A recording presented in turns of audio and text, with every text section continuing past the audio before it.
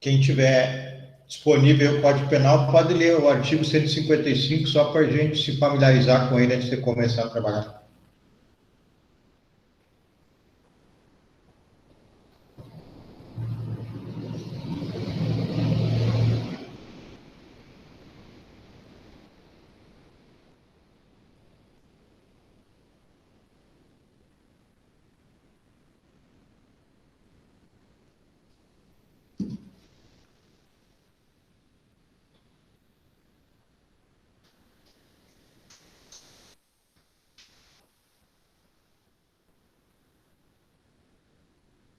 Alguém está procurando aí?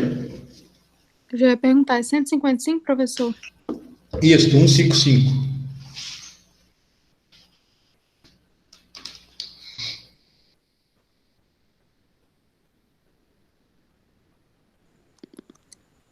Artigo 155 do Código Penal. Subtrair para si ou para outrem coisa alheia móvel. Pena, reclusão de 1 a 4 anos e multa. Pode seguir, Paula, por favor. Tá. Parágrafo 1º. A pena aumenta-se de 1/3 se o crime é praticado durante o repouso noturno. Parágrafo 2º.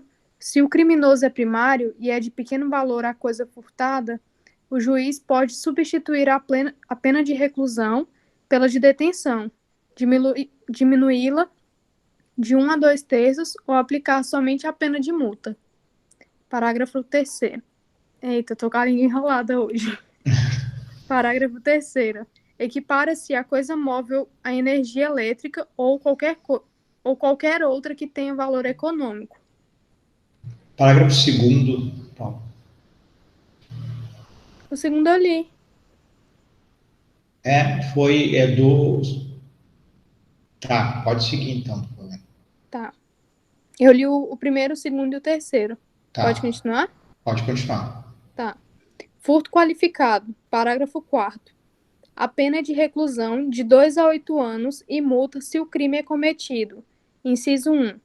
Com destruição ou rompimento de obstáculo à subtração da coisa. Inciso 2. Com abuso de confiança ou mediante fraude, escalada ou destreza. Inciso 3. Com emprego de chave falsa. Inciso 4. Mediante concurso de 2 ou mais pessoas. Daí tem um outro parágrafo 4º também. A pena é de reclusão de 4 a 10 anos e multa, se houver emprego de explosivo ou de artefato análogo que cause perigo comum. Pode continuar? Sim. Parágrafo 5º. A pena é de reclusão de 3 a 8 anos se a subtração for de veículo automotor que venha a ser transportado para outro estado ou para o exterior. Parágrafo 6º. A pena é de reclusão de 2 a 5 anos se a subtração for de semovente domesticável de produção, ainda que abatido ou dividido em partes no local da subtração. Parágrafo 7º. A pena é de reclusão de 4 a 10 anos e multa se a subtração for de substâncias explosivas ou de acessórios que, conjunta ou isoladamente, possibilitem sua fabricação, montagem ou emprego. Tá, ok. Obrigado, Paulo, pela gentileza. Obrigada. Vamos dar uma olhadinha aqui, em seguida eu já vou remeter vocês para fazer um exercício.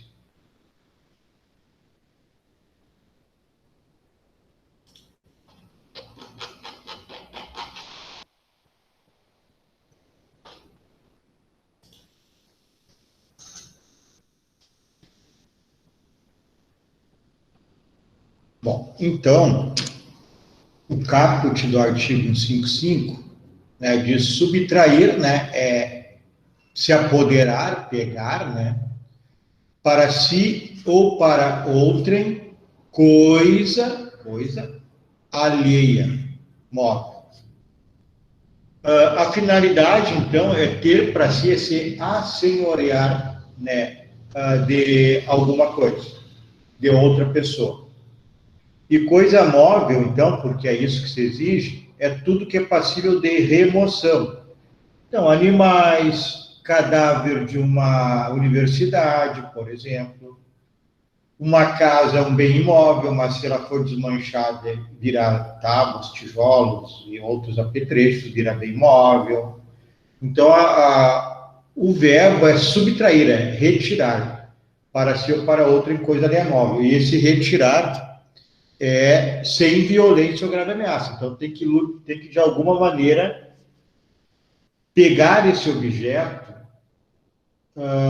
sem que a vítima consiga ter conhecimento. Tem que conseguir, de alguma maneira, ludibriar ou subtrair esse objeto sem que a vítima, proprietária do objeto, consiga ver que está sendo subtraído. Nós temos uma questão aqui importante que é o chamado furto de uso, pessoal, que na realidade não é furto. O que é isso? Quando o sujeito subtrai, acontece muito com o veículo, ele subtrai na frente da casa do veículo e ele não tem a intenção de se apoderar, se apossar, se assenhorar desse veículo. Então ele dá uma volta, ele quer só dar uma volta e retorna e coloca no mesmo local. Se ocorrer do proprietário do veículo não tomar conhecimento, não fizer registro policial, por exemplo, o sujeito que pegou, subtraiu o veículo, não danificá-lo, não gastar a gasolina, secar o tanque, enfim, né, não pode haver prejuízo para a vítima. Se estiver dentro dessas possibilidades, isso não é crime, pessoal. É o chamado furto de uso, e aí não incide o crime, porque o ânimos é se assenhorear, é tomar para si e não devolver. Então, quando o indivíduo está interessado apenas em dar uma volta, ele não tem esse ânimos de se assenhorear e ficar em definitivo, ou repassar adiante para fazer dinheiro esse objeto. Então, isso é o chamado furto de uso, que não é crime desde que presente essas condições que eu acabei de falar para vocês. Então, aqui o Guilherme de Souza Nucci, ele tem aqui 3 paradigmas para entender o que é furto de uso na opinião dele. Rápida devolução da coisa, restituição integral sem qualquer dano do objeto subtraído e devolução antes que a vítima perceba a subtração. Aí está presente o furto de uso e o fato é atípico. Aqui a jurisprudência do Tribunal do Paraná é a mesma coisa, né? Devolução rápida da coisa, no estado original, sem qualquer perda ou destruição, antes que a vítima dê falta. Algumas questões. Res nullius, res de ninguém, res derelicta, coisa abandonada, res de perdita. Esses 2 casos aqui, ou vamos até acrescentar esse terceiro, não é furto, pessoal. Por quê? Não é furto porque não tem um proprietário, não tem uma vítima, coisa de ninguém. Não se tem proprietário. Uma coisa abandonada. Eu peguei e não vou responder por furto. Agora, a diferença está na res de perdita, que é a coisa perdida. Aí eu vou pedir para alguém ler para mim o artigo 169, parágrafo único, inciso 2 do Código Penal. Que aí tem uma situação, não é furto, mas existe um crime aí. Professor, repete, por favor. 169, parágrafo único, inciso 2. Está carregando aqui. Se alguém quiser ler.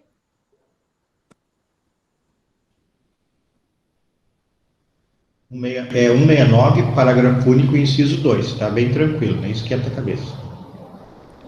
Tá, vou ler então.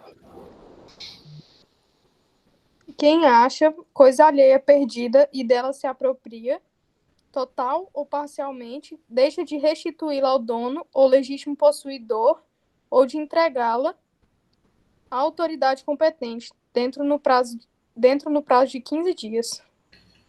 Então, pessoal, nos 2 primeiros casos, não tem delito, Porque não há proprietário. Coisa de ninguém, ninguém é dono. Coisa abandonada, jogou lá na frente da casa, no lixo, para jogar fora, por exemplo. Não quero mais. Então, não há furto nesses casos aqui. Agora, se a coisa for perdida, não é abandonada, tem proprietário e foi perdida. Se o sujeito encontrar e não devolver ao proprietário ou à autoridade competente no prazo de 15 dias, incide aqui esse delito do 169, parágrafo único, inciso 2.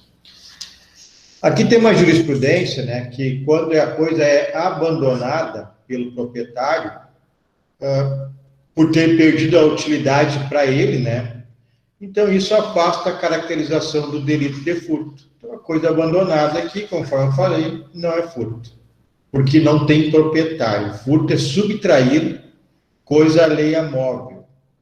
Então, não tem... Vai subtrair. Se não tem dono, não tem como subtrair. Outra jurisprudência aqui. Para caracterizar-se o crime de furto, necessário que o patrimônio de alguém, pessoal, seja afetado com essa subtração. Se não possuir, se for coisa abandonada, ou também não possuir valor econômico, não há tipicidade. Então, nesse caso, não haverá o crime de furto. Sujeito passivo qualquer pessoa, não demanda, então, a condição especial para ser o indivíduo que subtraiu ou para ser a vítima. A questão da consumação, pessoal, hoje é mais tranquila, ela já foi mais complicada. Tem duas possibilidades aqui. Quando a coisa, né, a res, é retirada da esfera de posse e disponibilidade da vítima, mesmo que não tenha posse tranquila. E a segunda, a res é retirada da esfera de posse da vítima, ingressando na do agente, que deve exercer, mesmo por curto espaço de tempo, posse tranquila sobre a coisa. Na realidade, tem que haver a inversão, mas não precisa mais haver a posse tranquila. Antes, a jurisprudência era nesse sentido. Tinha que ter a posse, tinha que inverter a posse, subtrair, inverter a posse. Tinha que ter a posse mansa e pacífica, tranquila, por algum tempo para consumar. Senão, ficava na esfera de tentativa. Agora, a jurisprudência mudou, de uns anos para cá. Inverteu a posse, mesmo que fique por poucos minutos, sem que o proprietário perceba, está consumado o delito. Então, essa é a teoria atual.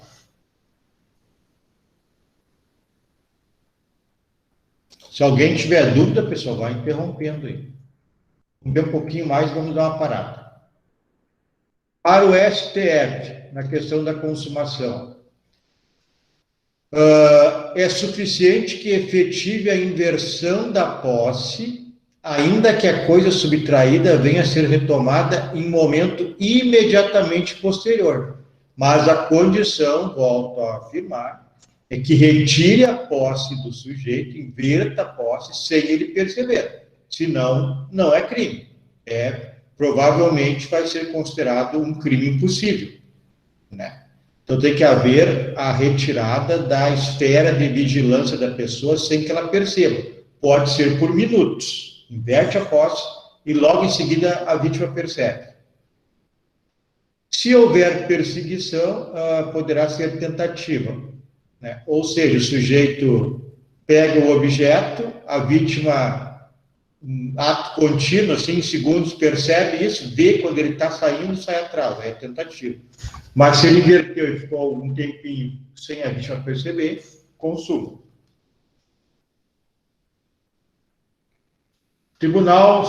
Superior Tribunal de Justiça.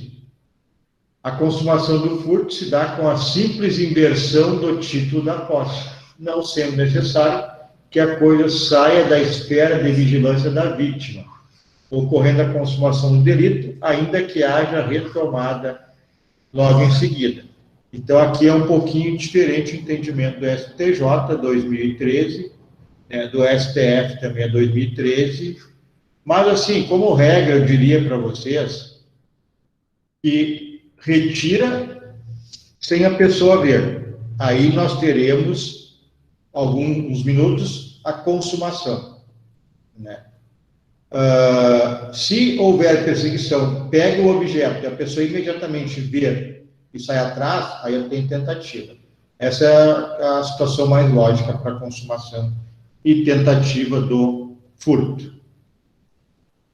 Tem uma pergunta?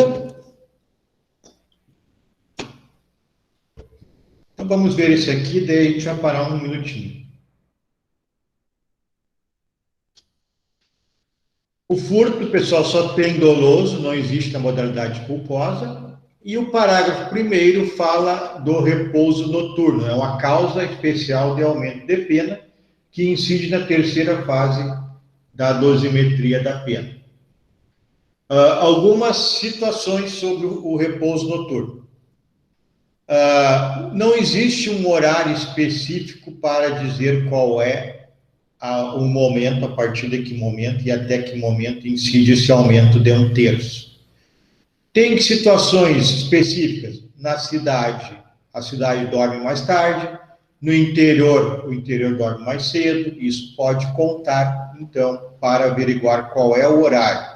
Talvez no interior, 7 da noite, já se possa aumentar, dependendo da localidade. As pessoas dormem cedo.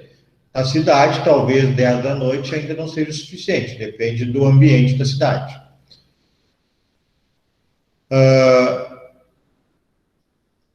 Uma ideia que existe, mas é só uma ideia, né? Entre o pôr do sol e o nascer do sol, mas não é exatamente isso, depende das circunstâncias, do local, da cidade, do interior. Interessante a questão do vigilante. O vigilante que trabalha à noite e dorme durante o dia, não incide, né? É meio óbvio, mas não incide a agravante, porque não é noite, seria um caso de infringência do princípio da legalidade. O objetivo do aumento de pena para o repouso noturno, qual é? Alguém saberia me dizer?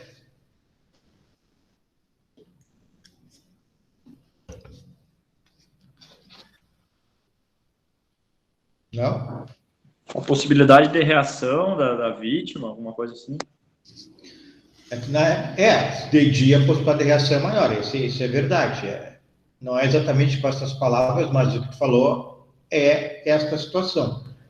À noite, as pessoas estão mais desaceleradas, mais tranquilas, menos vigilantes. Aí poderia levar para o lado do que o Vitor falou, a possibilidade de reação é menor à noite. Então, caberia para o vigilante também estar dormindo, porém, isso infringiria o princípio da legalidade. A lei diz à noite. Então, não pode ser durante o dia. Importante também que, apesar da topografia deste parágrafo estar antes das figuras qualificadas, está falando do parágrafo primeiro. Ainda tem o parágrafo segundo, tem o parágrafo terceiro e tem o parágrafo quarto, que trata das figuras qualificadas. Antes tinha esse entendimento, que eu não posso colocar nada do parágrafo primeiro, segundo, terceiro lá no quarto. É uma questão topográfica. Assim o legislador quis, senão ele faria menção que incidiria nos outros parágrafos. Isso atualmente está vencido, está superado. Então, esse aumento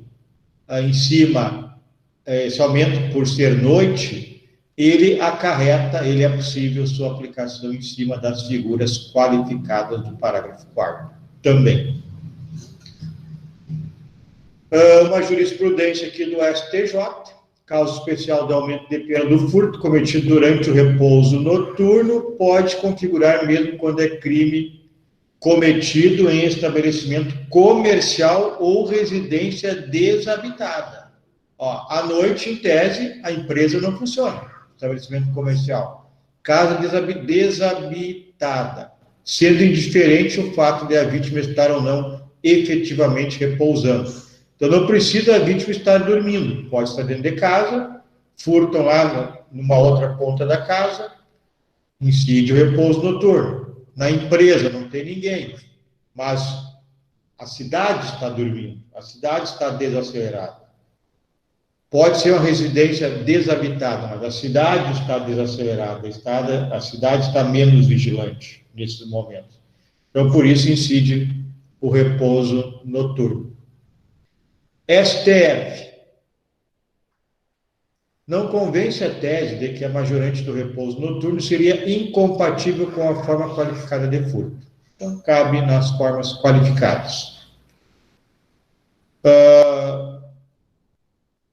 Também a incidência, né, que ocorra durante o período noturno, durante o repouso noturno, porque é o período de maior vulnerabilidade para as residências.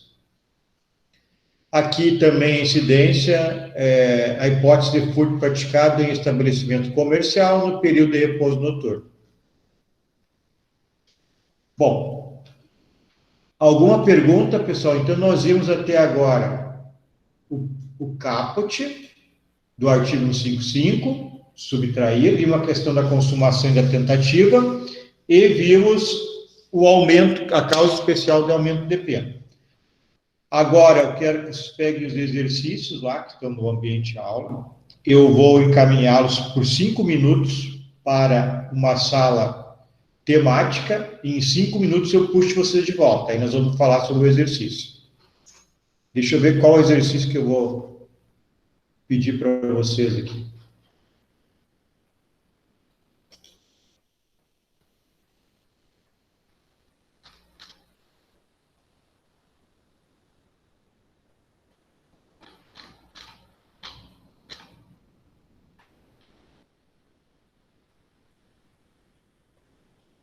O exercício número 3. Vocês respondam, por favor. Já vou encaminhar vocês agora para a sala temática e vocês respondam o exercício número 3. E em 5 minutos eu puxo vocês.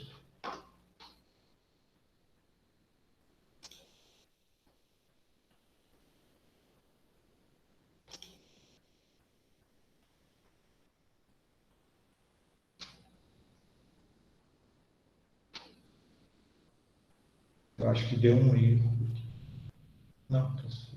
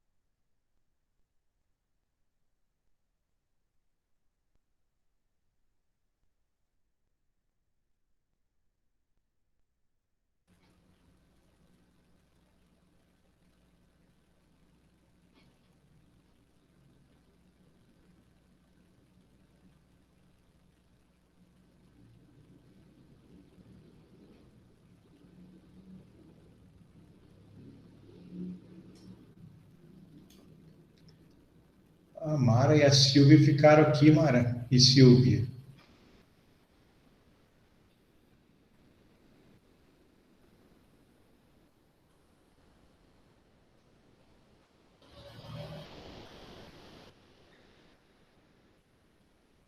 A Silvia está por aí, e a Mara?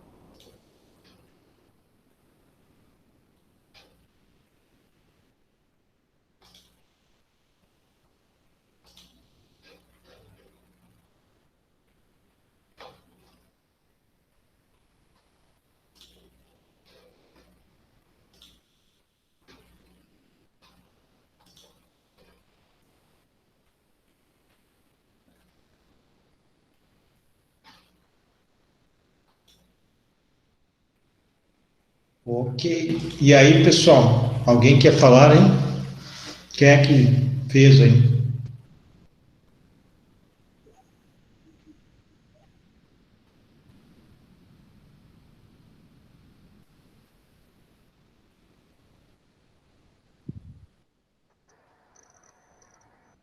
Quem é que representa aí, que vai falar?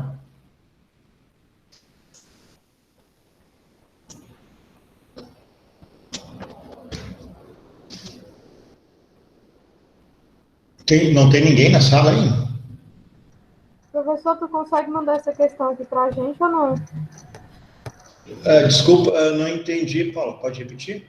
Estou perguntando se tu consegue mandar essa questão aqui para a gente. Ah, tá. Eu tinha colocado no aula, não sei se consigo mandar, eu vou compartilhar a tela aqui. Pois é, porque eu estou procurando aqui no aula e não consegui encontrar ainda. Bom, vamos. Eu vou compartilhar a tela aqui.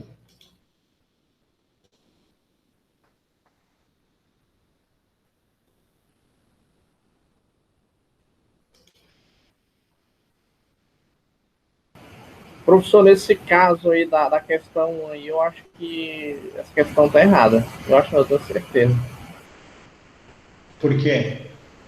Porque eu acho que, digamos assim, a questão de simplesmente pelo fato de ter câmera, câmera não configura, digamos assim, necessariamente que, digamos, seja alguém observando, tá entendendo? Sim. Vamos. Ele sintetiza da seguinte forma, que por ter câmeras, digamos assim, não configuraria o crime de furto. E o crime de furto é o quê? Não é na ausência da pessoa, porque na presença você subtrair é roubo, certo? Sim. Pois é, então acho que essa questão está errada. Vamos lá, então, vamos ver. Com relação aos crimes contra o patrimônio, julgue os itens que se seguem, com base no entendimento jurisprudencial. O item 1 é sobre consumação e tentativa. Diz assim: a existência de sistema de vigilância por monitoramento, por impossibilitar a consumação do delito de furto, é suficiente para tornar impossível a configuração desse tipo de crime. Bom, o que quer dizer isso, pessoal? O indivíduo vai no supermercado e lá tem uma câmera de vigilância. E aí fica monitorando o sujeito que está comprando.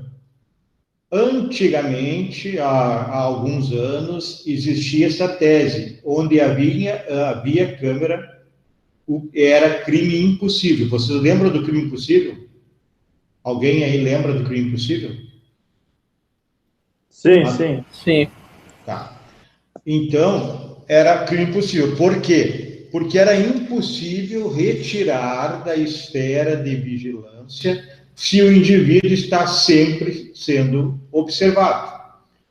Bom, isso evoluiu, atualmente não é mais. Então, quando há uma câmera de vigilância, segundo o STJ, não quer dizer necessariamente que vá ser crime impossível. Então, pode ter uma câmera de vigilância no supermercado e o sujeito subtrair e ser delito, agora furto, né? Agora, se comprovar que o sujeito ficou sendo monitorado todo o tempo, inclusive dá para ir mais longe, por câmera e por um segurança, sempre monitorado, ele pega o objeto, é monitorado, e na saída ele é preso, esse caso pode ser crime impossível, porque não inverteu a posse, sempre esteve sob vigilância.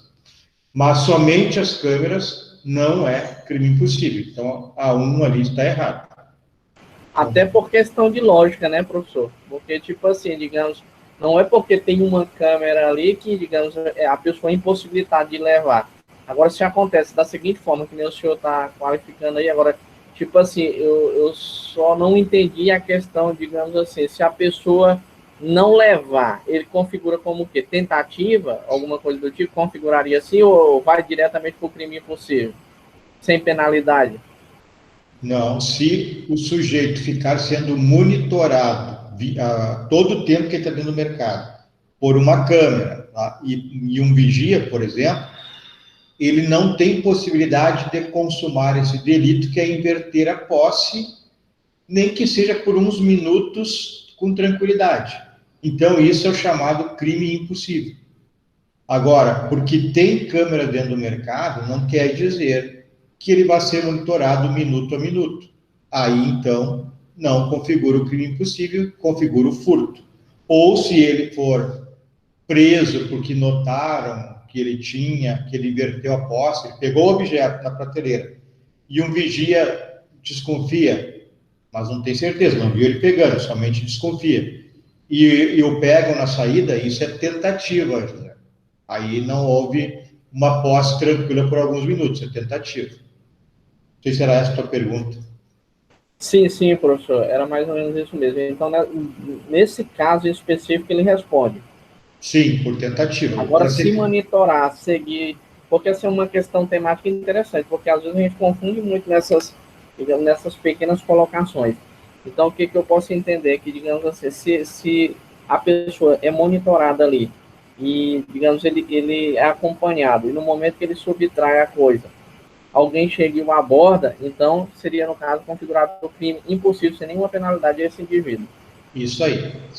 Que tem que ter na cabeça que para consumar um delito de furto tem que haver a inversão da posse, nem que seja por uns minutos contra uma certa tranquilidade.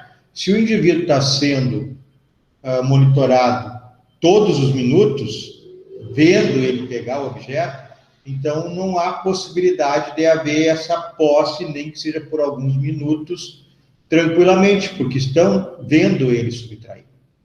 Então ele tem que conseguir subtrair de uma maneira que ele fique com uma certa tranquilidade alguns minutos. Entendi, professor, essa interpretação, e eu acho que, assim, ao meu ver, claro que a minha opinião, digamos, não conta nada para o legislador, é meio equivocada, pelo menos, assim, a minha interpretação, né? É boa a tua colocação, José, vamos lá. Pessoal, vamos participar aí, vocês estão aí todos. Ontem eu participei, terça-feira eu participei do grupo de pesquisa de criminologia da OAB do Rio Grande do Sul, e a palestrante disse que ela não conversa com quem tem câmera fechada, mas ela, só com quem tinha câmera aberta, né? Bom, brincadeira à parte, assim, participe, me respondam. A intervenção do José é bem interessante. Quem é o responsável por esta situação? É o legislador? Havendo um monitoramento intenso em cima do indivíduo, ele não ficando nem 1 minuto, nem 30 segundos com a tranquilidade da inversão da posse, sendo vistos furtando tanto pela câmera como por um vigia, seria impossível. Isso é culpa do legislador, será, ou da interpretação jurídica? Está escrito isso na lei? Eu acho que é da interpretação jurídica. Até porque eu também não vejo esse lado da tranquilidade dele, porque, para mim, ele estaria tranquilo da mesma forma como se não estivesse sendo vigiado, porque ele nem sabe que está sendo vigiado. Sim, mas vocês não estão conseguindo perceber, ou eu não estou conseguindo passar. Se eu pego um bem de ti na tua frente, Vitor, isso não é furto. Isso pode ser qualquer outra coisa, exercício arbitrário das próprias razões, sim. Se usar violência, roubo. Então, o furto tem que haver essa inversão da posse com uma tranquilidade naquele momento. Ou seja, tu não pode estar vendo eu pegar o objeto. Sim. Por isso que não caracteriza o furto, seria crime impossível. Se eu pegar de ti, pode ser extorsão, pode ser exercício arbitrário, algum outro crime, mas não furto. Certo? Sim. Bom, então a 1 está errado, né? A 2 aqui, a presença de circunstância qualificadora de natureza objetiva ou subjetiva, na realidade está dizendo aqui que as qualificadoras, lá no parágrafo 4º, no delito de furto, não afasta a possibilidade de reconhecimento do privilégio, se estiverem presentes a primariedade do agente e o pequeno valor da res furtiva. Então, aqui quer dizer o seguinte, vou mostrar aqui no slide para vocês. É isso aqui, ó, primariedade e pequeno valor da coisa, 155, parágrafo 2º. É quando o valor subtraído é de pequeno valor e o agente é primário, o juiz pode substituir a reclusão, que é prevista lá de 1 a 4 anos ou 2 a 8, se for furto qualificado, por detenção. Pode diminuir de 1 a 2 terços a pena ou aplicar sua multa. Então, o juiz vai decidir. O pequeno valor desse parágrafo 2º é até um salário mínimo, conforme o STJ. Deixa eu achar aqui. Aqui, ó. STF, depois eu retorno o resto. Compatibilidade entre privilégio e qualificadora do crime de furto. Possibilidade. Então, essa questão aqui que a gente está vendo, está exatamente perguntando isso. É possível pegar um furto qualificado e inserir a causa de diminuição de pena do parágrafo 2º? Sim, é possível. Mesmo que eu esteja no parágrafo 4º, o furto qualificado, e essa privilegiadora no parágrafo 2º, é possível incidência, porque não há mais esse entendimento da interpretação topográfica do artigo. Então, nesse caso aqui, somente a 2 está correta. Alguma pergunta, pessoal? Não, tranquilo. Então, vamos lá, vamos continuar.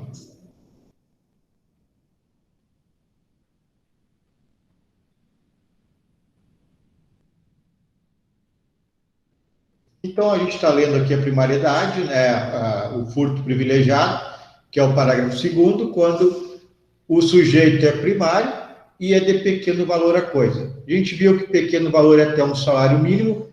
Não confundam com insignificância. o princípio da insignificância já está dizendo, é insignificante e o STJ, conforme nós já vimos, fixou em quanto a insignificância? 10% do salário mínimo? 10% do salário mínimo, claro que dependendo das condições da vítima. Mas a regra é 10% do salário mínimo. Então é diferente esse pequeno valor, que continua sendo crime e há uma sentença punitiva, condenatória, com redução de pena de 1 a 2/3, ou substituição de reclusão por detenção, ou aplicação somente multa. E a insignificância deixa o fato atípico, não há crime, portanto. Aqui está a diferença no STF, né, de furto insignificante para pequeno valor, como eu já acabei de falar. Aqui outra do STF, se o criminoso é primário, a coisa furtada é de pequeno valor, o juiz pode substituir a pena de reclusão pela detenção, diminuir de 1 a 2/3 ou aplicar somente multa. Aqui a compatibilidade, então, do privilégio com o furto qualificado. Parágrafo 3º. Furto de energia elétrica. Bom, o parágrafo 3º equipara a energia elétrica a coisa móvel. Então, qualquer outra energia que tenha valor econômico serve para equiparar a coisa alheia móvel, coisa, né? Por exemplo, então, incide nesse parágrafo 3º a ligação clandestina. Ela é considerada, então, res aliena, res furtiva, né? Porque eu estou fazendo um gasto da concessionária de serviço público. Nesse caso aqui, a tipificação é lá no... Quem é que pode ler para mim o inciso 1? Eu quero confirmar se é 1 ou 2 do artigo 4º, parágrafo 4º, inciso 1, do artigo 155.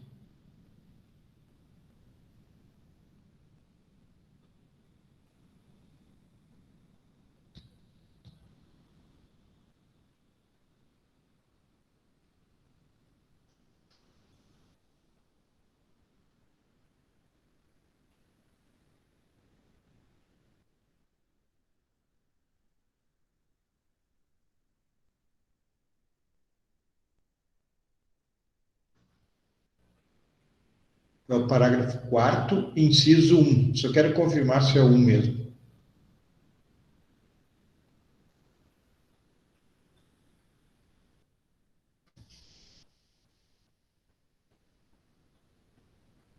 Está carregando aqui, professor, só um minutinho. Tá bem. Pessoal, abram o Código Penal aí, pois, se vocês não participarem, tem como a gente fazer uma aula interativa, né?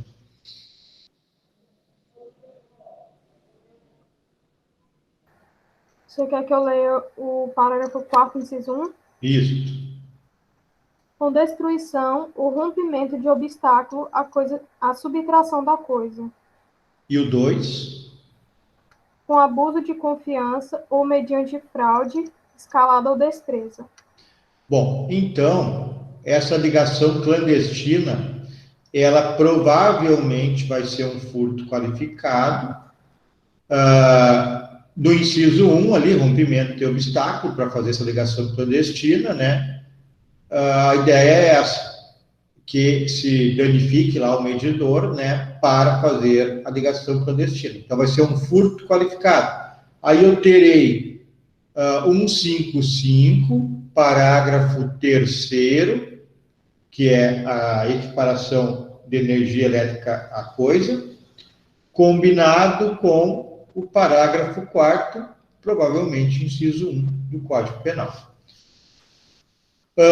É um crime permanente, então pode ser preso em flagrante a qualquer momento, desde o dia que instalou o gato de luz até dali 1 ano, se continuar utilizando, e não vinga a tese de pagamento antes da denúncia, como nos crimes de sonegação fiscal. Não vinga. Se pagou ou não pagou, antes da denúncia, o processo continua. STJ. A conduta de alterar o medidor de energia para que não marque corretamente o consumo caracteriza o crime de estelionato. Então, aqui nós temos que fazer uma diferença. Cuidem. Furto versus estelionato. Se houver rompimento de obstáculo para fazer o chamado gato ou ligação clandestina, eu estou diante do furto.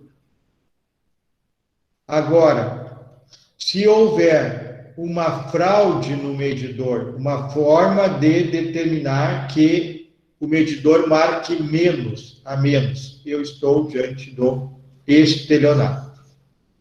A questão do estelionato tem que ter uma fraude para ludibriar, né, a empresa concessionária.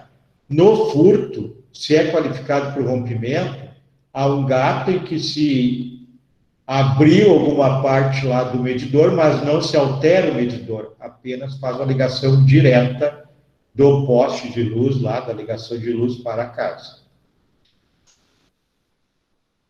Outra jurisprudência, TJ do Rio Grande do Sul.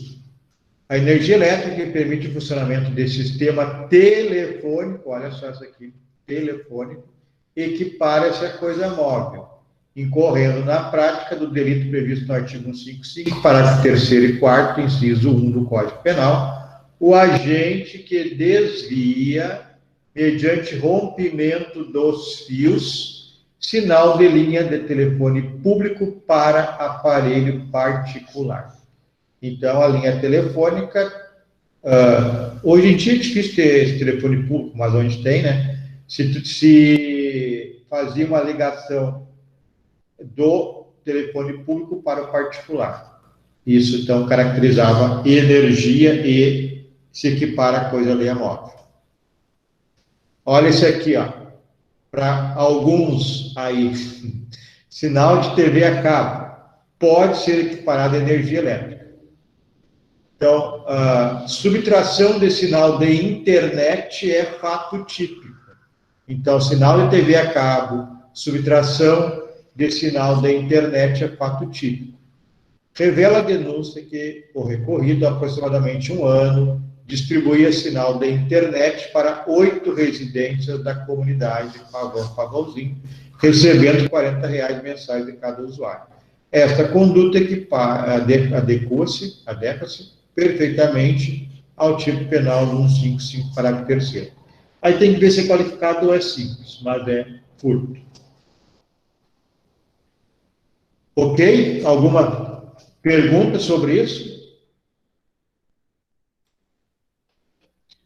Bom, pessoal, eu vou compartilhar aqui uma tela. Deixa eu falar com vocês aqui um negócio. Eu vou compartilhar uma tela aqui do exercício, mas para a próxima aula, vamos retomar essa sistemática de eu encaminhar vocês para as salas temáticas. Então, já saibam que na semana que vem vai ter um exercício lá, 4, 5 perguntas no ambiente aula, e vocês já imprimam, ou deixem no celular, ou deixem no computador, para vocês resolverem sozinhos. Hoje eu vou fazer um pouquinho diferente, porque vocês não estavam ainda bem acostumados. Então, primeira questão aqui.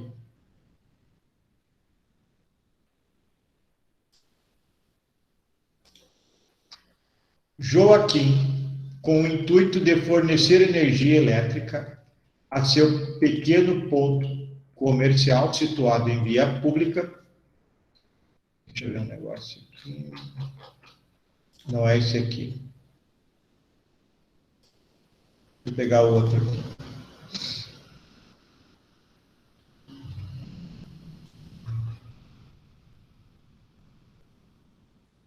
Esse aí mesmo, professor, né? Não, o meu tá esse aí. Tá, beleza. Joaquim, com o intuito de fornecer energia elétrica a seu pequeno ponto comercial, situado em via pública, efetuou uma ligação clandestina no poste de energia elétrica, próximo a seu estabelecimento. Então, fornecer energia elétrica para o seu ponto comercial, efetuou uma ligação clandestina no poste de energia elétrica próximo ao seu estabelecimento. Durante 2 anos, ele utilizou a energia elétrica dessa fonte, sem qualquer registro ou pagamento do real consumo. Em fiscalização, foi constatada a prática de crime e, antes do recebimento da denúncia, Joaquim quitou o valor da dívida apurada pela Companhia de Energia Elétrica. Consoante jurisprudência do STJ, essa situação hipotética, Joaquim praticou o crime de... Agora vocês vão me responder. Letra A. Furto mediante fraude, cuja punibilidade foi extinta com o pagamento do débito antes do oferecimento da denúncia? Certo ou errado? Para mim, eu acredito que é essa aí, professor, porque, digamos assim, quando você pratica um ato delituoso, tipo um roubo, um furto, e sem emprego de violência ou grave ameaça, e você repara o dano antes, digamos assim, do oferecimento da denúncia, pode ser extinta a pena, né? Alguém mais? Quem mais que acha Não, que é certo? essa está errada, eu acho, né? Porque o senhor falou lá que não para esse tipo de crime não adiantava pagar antes do oferecimento da denúncia? Isso. Tem posição do STJ dizendo que no crime de furto de energia elétrica não adianta fazer o pagamento antes da denúncia, que o crime persiste. Não é como nos crimes de sonegação fiscal. Então, está errado essa aqui. B. Estelionato, cuja punibilidade foi extinta com o pagamento do débito antes do oferecimento da denúncia. É estelionato ou é furto? Não é isso, não. Não é estelionato. Furto simples, cuja punibilidade não foi extinta com o pagamento do débito, apesar de essa circunstância poder caracterizar arrependimento posterior. Aqui ele quer qual crime que ele praticou, tá?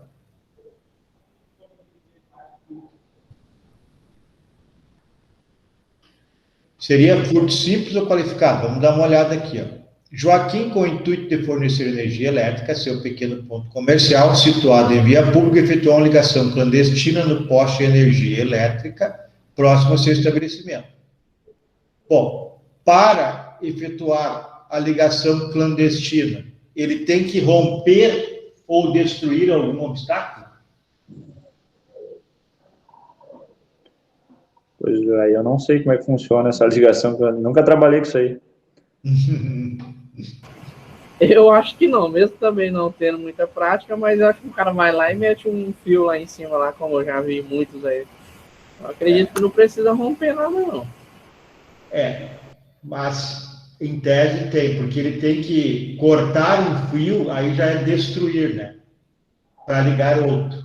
Ele destrói uma parte ali, ou rompe uma parte da ligação do poste lá, enfim, seja onde for, ou no contador ali, no medidor de energia, e acaba qualificando o delito. Por isso que nós vimos que tem uma jurisprudência lá, que é do parágrafo 4º, inciso 1, que qualifica. Então, não é furto simples. Estelionato também não é, então sobe a letra D, ó, furto mediante fraude, nesse caso aqui, cuja punibilidade foi extinta. Não foi extinta. Com o pagamento de débito, apesar de essa circunstância poder caracterizar arrependimento posterior. Alguém olha para mim aí o inciso do parágrafo 4º, que é a fraude.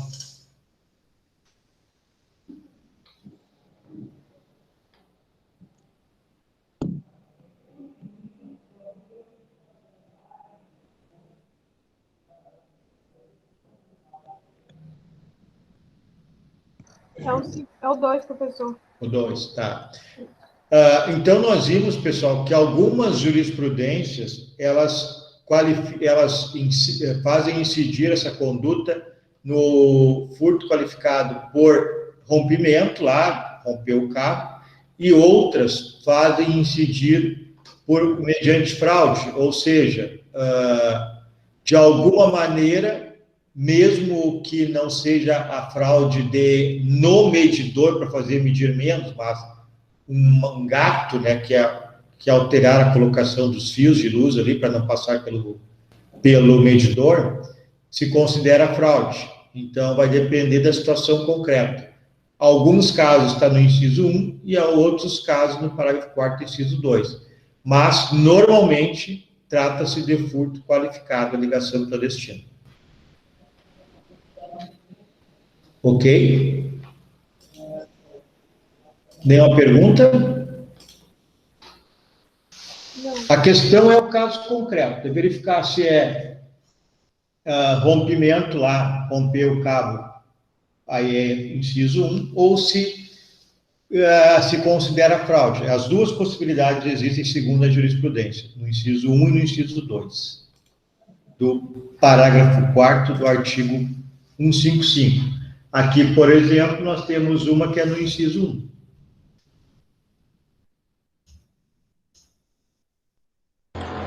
Professor, e nesse caso não seria a escala do destreza? Porque para realizar um furto de energia, né, tem que... É que, na realidade, é que a gente não sabe exatamente como se faz esse furto, mas, na realidade, não é lá na rua, na realidade, é ali pelo contador, o desvio se dá no medidor de luz. Se fosse no poste, poderia ser escalado, mas normalmente não é. Mas, se for, pode ser. A gente, se conseguir puxar o fio direto do poste... Entendi, professor.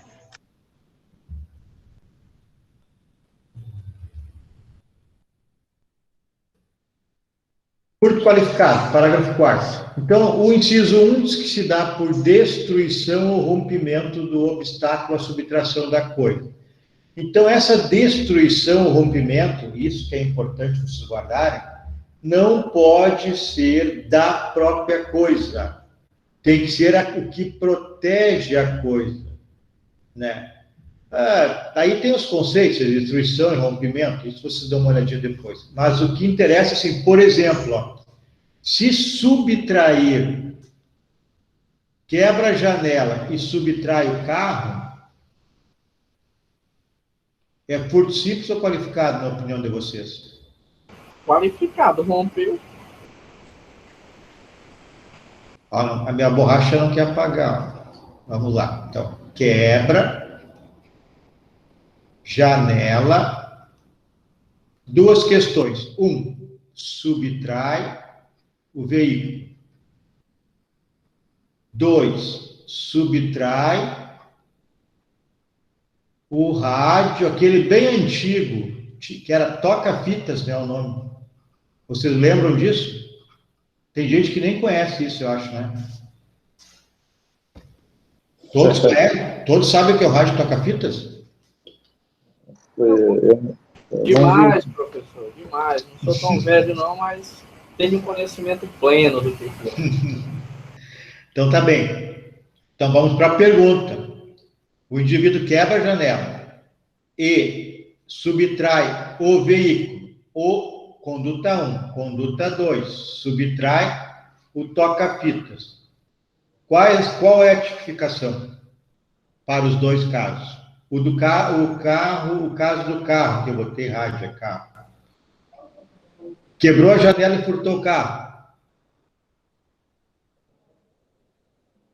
Furto simples ou qualificado por destruição ou rompimento? Eu acho No caso do carro, simples, eu acho. É simples. Porque ele não teve nada para furtar o carro. Isso aí. Furto do carro é simples. Furto do toca-fitas, que nem toca mais fita, qualificado. Justamente porque a destruição ou rompimento tem que ser do obstáculo que guarda a coisa. Se eu quebrar a janela do carro para pegar o carro, subtrair o carro, eu não rompi nem destruí nada que guarda o carro. Agora, se eu destruir a porta da garagem, aí ok. Aí qualificou o furto do carro. Agora, se eu quebrei a janela do carro para pegar a pasta que está no banco traseiro, qualificou o furto. Professor, então, a esse entendimento quer dizer, digamos assim, algo que guarda a posse do objeto? Isso aí mesmo. Então, digamos assim, se eu vou lá, digamos, e quebro ali rompo a ignição do carro ali, onde dá a partida e etc, e conecto 2 fios ali embaixo e tal, isso configura como qualificado? Ou ligação direta, quer dizer, ali, nos fios ali? Sim, porque, digamos assim, na tese você rompeu, digamos, um obstáculo que estava ali, digamos, impossibilitando a religação do carro, né? Não, se tu levar o carro é furto simples. Só se for alguma peça do carro que tu precisava. Mas se for para levar o carro, é furto simples. Seria porque a intenção dele sempre foi levar o carro, professor? É porque o tipo penal diz que qualifica quando houver destruição ou rompimento do obstáculo à subtração da coisa. Então tem que romper ou destruir aquilo que guarda a coisa. Não é danificar a coisa, é o obstáculo. Tá bom, obrigado. Porque, tipo assim, professor, eu entendo que por essa teoria, digamos, por essa interpretação, então arrombar, digamos, a porta de um estabelecimento não seria qualificado, porque você está arrombando ali. Bom, depende para quê. Se pegar alguma coisa dentro do estabelecimento, qualifica. Pois é. Se não pegar nada, não é nem crime, é um dano, daí, crime de dano. E se pegar alguma coisa, furto qualificado, porque tu rompeu o obstáculo que era a porta, para pegar alguma coisa que estava lá dentro. Pois é, e digamos, nessa tese aí, se você rompe a janela do veículo para você poder ter acesso, digamos assim, a ele, para você poder ligá-lo, não seria um rompimento de um obstáculo? Sim, tu rompeu o obstáculo, só que esse obstáculo é a própria coisa, e não é aquilo que guarda a coisa. E o artigo, o inciso 1, diz que tem que romper ou destruir um obstáculo à subtração, ou seja, romper um obstáculo que guarda a coisa, e não a própria coisa. Certo? Entendi. É quase, digamos assim, fazer uma analogia aqui. Digamos, você tem um imóvel que você... É o único imóvel que você tem que você mora, então ele é impenhorável. Porém, se for a dívida referente ao imóvel, ele pode ser penhorado. Então é mais ou menos dessa interpretação. Tá, ok. STJ. A subtração de objetos situados no interior do veículo mediante rompimento de obstáculo, como na hipótese, com rompimento do vidro traseiro direito do automóvel, qualifica o delito. Então, houve rompimento para subtrair objeto situado no interior do veículo. STF. A jurisprudência está consolidada no sentido de que configura furto qualificado a violência contra a coisa, considerado veículo, visando adentrar no recinto para a retirada dos bens que nele se encontravam. STJ, de novo, a incidência qualificadora do 155, parágrafo 4º, inciso 1 do Código Penal pressupõe conduta praticada pelo réu, objetivada à destruição ou ao rompimento do óbice que dificulta a obtenção da coisa. Eu quero a coisa e vou romper aquilo que está dificultando que eu pegue a coisa. Não se caracteriza o rompimento de obstáculo quando o agente entra no veículo pela tampa traseira que não se encontra travada. Eventual amassamento da porta não utilizada pelos acusados não se presta para caracterizar a qualificadora. Aqui ele está dizendo o seguinte, que o carro estava aberto e aí o sujeito ingressou no carro e pegou as coisas que tinha lá dentro. Não qualificou, porque não houve rompimento ou destruição, estava aberto o carro. Inciso 2. Abuso de confiança ou mediante fraude escalado de destreza. Então, confiança, pessoal. Lealdade, né? Credibilidade. Então, a pessoa subtrai porque ela deposita confiança nela. Aqui o exemplo mais comum que se tem é a empregada doméstica, né? Nem sempre vai ser qualificado por abuso de confiança essa relação. Se não houver a confiança, não vai qualificar, mesmo sendo empregada doméstica. Mas, normalmente, é isso que ocorre. Se há uma confiança na empregada e ela acaba se utilizando dessa confiança para subtrair bens, aí qualifica o crime por abuso de confiança.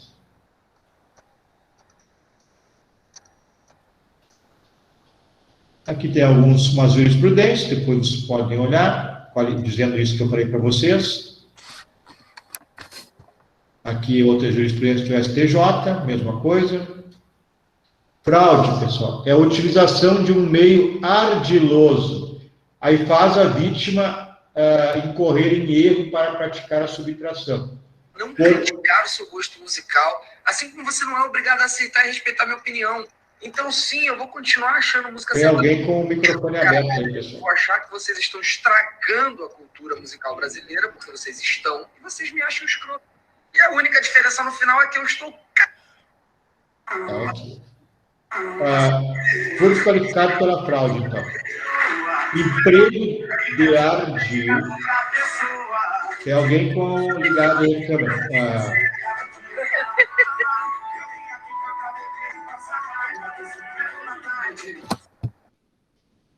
Tá, ok, fechou, valeu. Vamos voltar, então. Desculpa. Tranquilo, a gente esquenta a cabeça.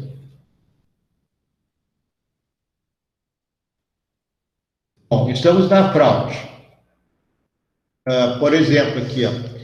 Emprego de ardil para realização de teste de drive em motocicleta exposta à venda em estabelecimento comercial. Subtração do bem após autorização para experimentar o veículo.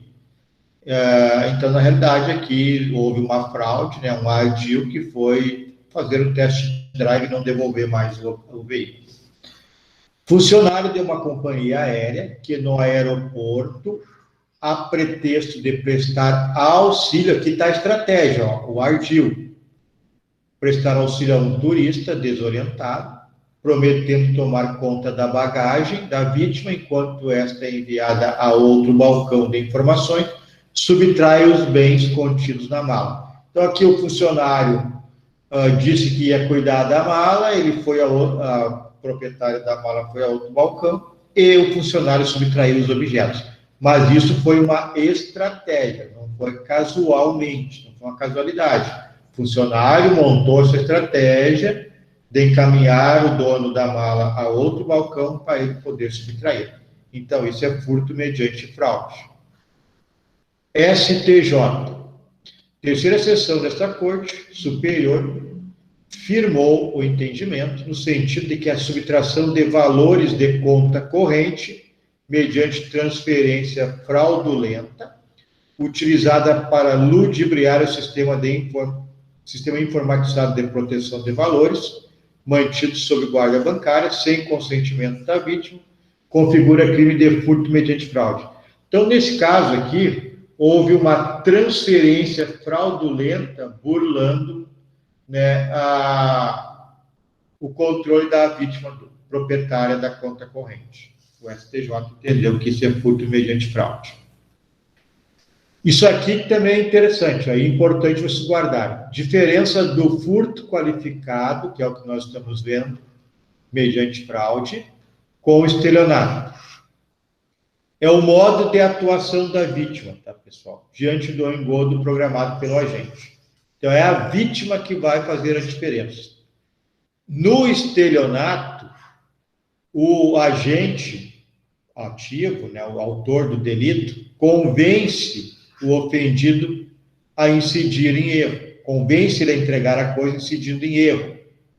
Então, ele faz a vítima incidir em erro e esta vítima entrega voluntariamente o que lhe pertence. Esse é o estelionato. No furto com fraude, o autor engendra um ardil, ele ludibria a vigilância da vítima para retirar o bem. O exemplo da mala, o funcionário retirou com um ardil o proprietário da mala das proximidades da mala, não houve mais vigilância, ele subtraiu os objetos. O estelionato seria fazer entregar a mala ao agente delituoso. Então, tem que ter cuidado nessa diferenciação.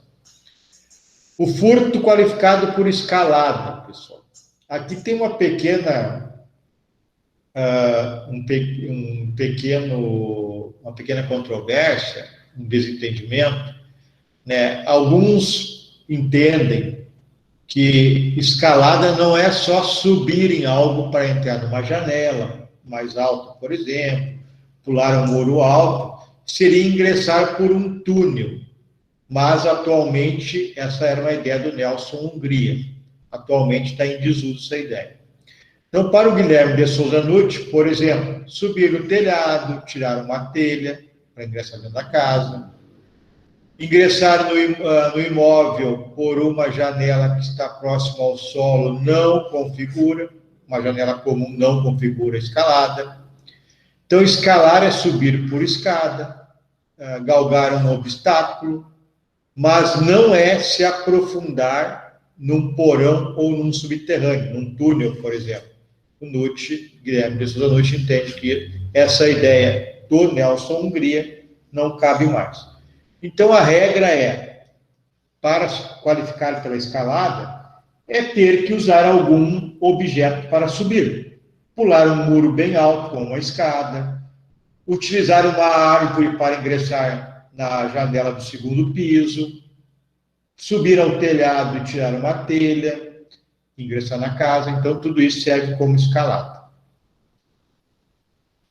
Qualificadora de escalada não se caracteriza quando o esforço exigido para a transposição do portão existente no local se revela impossível de gerar esforço em comum. Então, pular o muro pequeno, baixo, não vai qualificar o crime conforme o TJ Minas Gerais. Tem que ser um muro alto, o sujeito precise de algum objeto para transpor esse obstáculo. Destreza, pessoal. Qualifica, então, por destreza do sujeito ativo quando há uma qualidade especial para a prática do furto e a vítima nem percebe a subtração. Por exemplo, aqui uma decisão do TJ do Rio Grande do Sul. Simples subtração de bens do interior de estabelecimento comercial com aproveitamento da desatenção eventual dos atendentes não implica habilidade especial, capaz de autorizar essa qualificadora. TJ, na realidade aqui é STJ, faltou essa. Somente a excepcional incomum habilidade com o movimento das mãos consegue subtrair coisa que se encontra na posse da vítima, sem despertar-lhe a atenção, é que caracteriza a destreza. Então, não configura essa qualificadora os atos dissimulados comuns aos crimes contra o patrimônio. Emprego de chave falsa, pessoal. Tem que ser falsa. Não adianta ser a chave original do veículo ou da casa para configurar. Então, tem que ser uma micha, que é uma chavezinha de ferrinho, né? Ou uma chave falsa, né? Pode ser um grampo, uma micha, um cartão magnético falso, pode ser utilizado, então, como chave falsa. Aqui é STJ, o uso da micha na tentativa de acionar o motor do automóvel caracteriza a qualificadora. Chave original subtraída não provoca configuração. Concurso de 2 ou mais pessoas. Então, 2 ou mais pessoas praticam o furto, qualifica. Algumas questões importantes. Não importa se um dos agentes é inimputável, como doente mental, como menor de idade. Se ficar comprovado que eram 2 ou mais, qualifica o crime. Não precisa um deles ser identificado, desde que seja comprovado que existiram 2 indivíduos no mínimo. Os 2 têm que estar de alguma maneira presentes na execução. Um, por exemplo, na casa, um na frente, cuidando do movimento. Ok. Os 2 estão de alguma maneira na execução do delito. Decisão do STJ. Furto onde apenas um dos agentes subtrai a coisa, cabendo a outro ocultá-la, não se configura qualificadora. Essa decisão aqui, um indivíduo furtou, levou para o outro, que o outro tinha que ocultar. Então, os dois não estavam na execução. Não qualifica. Agente que furta uma casa enquanto o comparsa na rua vigia o local está praticando furto qualificado. TJRS. Para o reconhecimento da qualificadora do parágrafo 4º do inciso 4 do 155, prescindível que os autores tenham previamente ajustado. Bom, aqui teria a possibilidade da autoria colateral, pessoal. Aí não é crime de furto qualificado. Por quê? Vocês lembram da autoria colateral? Sim, sim. 2 agentes sem vínculo subjetivo, né? Sem vínculo subjetivo, isso aí, Vitor. Então, nesse caso, se 2 pessoas ingressam na mesma casa, um não sabe do outro, não há vínculo subjetivo, não há aliança subjetivo, então não há furto qualificado por concurso de pessoas. Né? Aí cada um vai responder pelo seu furto lá, se for arrombamento, destruição, enfim, qualificado, ou está aberta a porta simples, mas aí não haverá concurso de pessoas. Certo, pessoal? Estamos nos aproximando das 10. Querem tocar um pouquinho mais? O que vocês querem fazer? Professor, eu vou sair por agora, que eu estou no quartel aqui, estou de serviço, eu vou ter que desligar. Tá bem, Vitor, valeu. Os demais, o que sugerem? Tá bom por hoje, professor. Tá, ok, então. Aí, na próxima semana, a gente termina o furto e ingressamos lá no roubo daí. Vocês notaram, né, que hoje, o furto é um crime que é extenso, mas nós não avançamos muito. Então, a gente não tem muita alternativa a não ser realmente mais tocar, dialogar, mas sem muitas questões pedagógicas, como enviar vocês para as salas, que era a ideia que eu tinha. Acho que não vai dar, a gente vai ter que tocar para ver mais crimes. Certo? O que vocês pensam?